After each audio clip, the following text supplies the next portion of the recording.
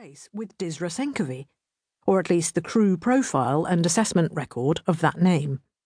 While extreme technical expertise was a given with all crew, he was interested to see the results of his personality assessments.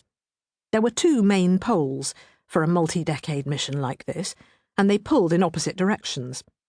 One related to how well a crew member could cope working in isolation for long periods of time, and how they might tolerate being severed from the great mass of humanity and the course of human history. He aced that one. The other related to working in close confinement alongside other human beings you simply could not escape from, and he was dismayed to see how close he had come to rejection on that ground alone. Senkovi felt himself an affable, outgoing man. From the age of 9, he had been working on constructing pseudo-intelligences to have conversations with, and hadn't he, more than anyone else in the crew, surrounded himself with pets back home? What better indication of a warm and loving human nature was there?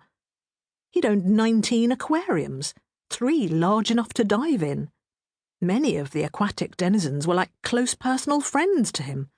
How could anyone think him antisocial, let alone make all those unfair and hurtful comments? He was being tongue-in-cheek, of course. They meant human friends, and that had never been his strong suit. Still, he had a few, and he worked well in a task-focused environment where everyone was fixed on a common goal. And when it came to R&R, well, if he wasn't the life and soul of the party, at least he didn't step on anybody else's toes. And there was, in his humble opinion, not a human being alive who enjoyed jokes more than he did. It was just that nobody else found his funny.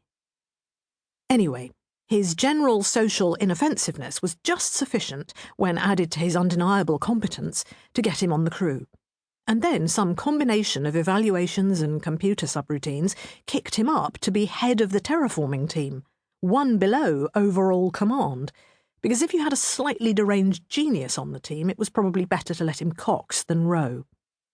That was the actual comment of the psychologist who recommended the promotion, and Senkovi, having got into that file as well, treasured the perceived compliment.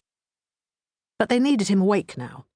In that unreal ocean he strained, but the touch of the tentacle never quite reached his finger, and all his pets were long dead and gone, on an Earth more than 30 light-years away. Disra Senkovi opened his eyes, aware that his beatific smile had crossed over from his dream and was still on his face. He felt refreshed and ready to start his day. A quick interrogation of the ship's systems assured him they had arrived, their long, cold journey done, the deceleration over.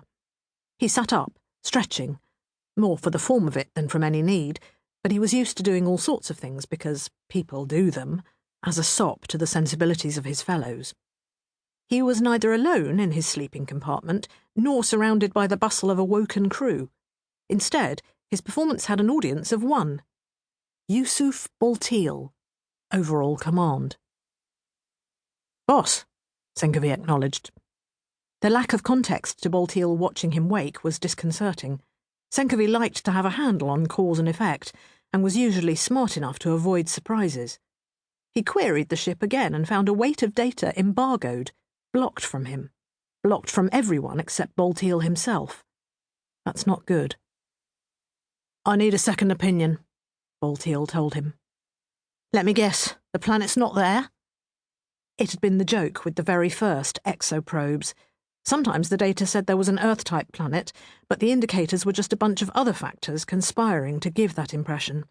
Of course, a probe had actually been shot out here, accelerating far faster than a manned ship could manage, checked that an actual terraformable planet was present, and reported back.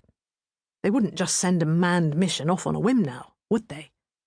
Senkovi really didn't want to have to turn around and go home. "There's a planet." Only now did Senkovi notice the curious tension to Baltil, a man generally in complete command of himself. He was practically vibrating like a plucked string. "There's a planet," he repeated, "but there's a problem. I'm keeping it hush for now, but it's too big for me to make the call. I'll need you to see." Because of the embargo, which Senkovi felt was a childish way to go about things, they actually had to walk to overall command to see the thing Baltil was so agitated about. Everyone else was still peacefully on ice. Who, then, was all this cloak?